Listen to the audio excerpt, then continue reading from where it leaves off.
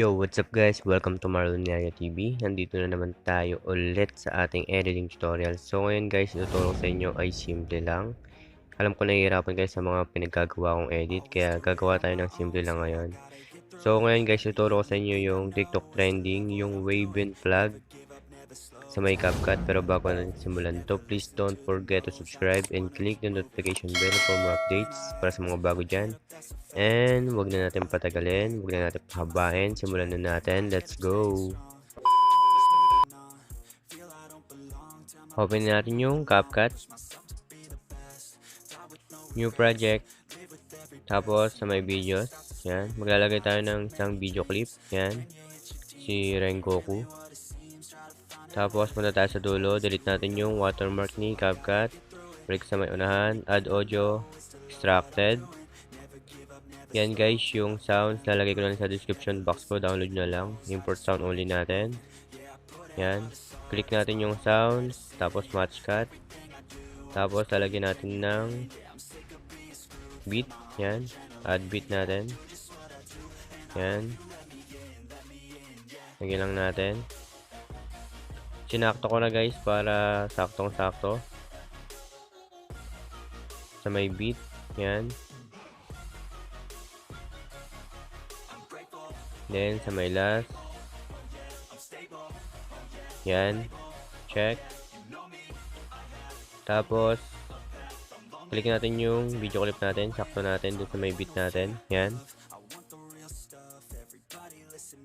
Yan, guys. Tapos, click natin yung add.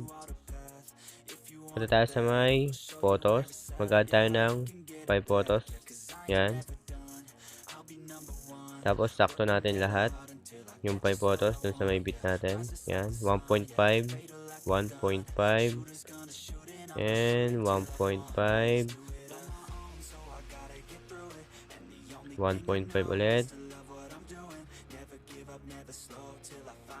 Yan. Tapos sa may last, 1.6. Yan. Sakto natin dun sa may sound. Yan guys. Tapos ngayon, click natin. Maglalagay tayo ng animation. In. Lalagyan natin ng swing bottom. Yan. Tapos sa may duration guys, 0.8 seconds. Yan. Same din yung sa lahat hanggang sa dulo guys. Yan. 0.8 seconds. Swing bottom. Yan, swing bottom, 0.8 seconds. Then, swing bottom, 0.8 seconds. Swing bottom, tapos 0.8 seconds ulit. Yan. Check. Back natin. Ngayon guys, maglalagay tayo ng overlay. Add overlay sa may stock videos, sa may B and W. Maglalagay tayo ng white background. Yan guys. Sakto natin. Tapos lakayan natin. Yan. Tapos sa may kalahati ng photos guys. Yan. Split natin. And delete natin yung sobra. Yan. Sa may kalahati lang. And click natin, splice natin, lalagyan natin ng overlay. Yan. Tapos animation natin sa may out, lagyan natin ng fade out. Check. Yan guys.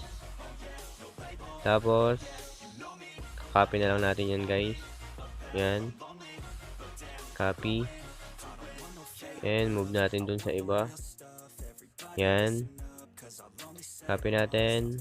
Move. And copy natin ulit. Yan. Then sa may last, copy. Yan. Yan na siya guys. Back natin. And play na natin guys.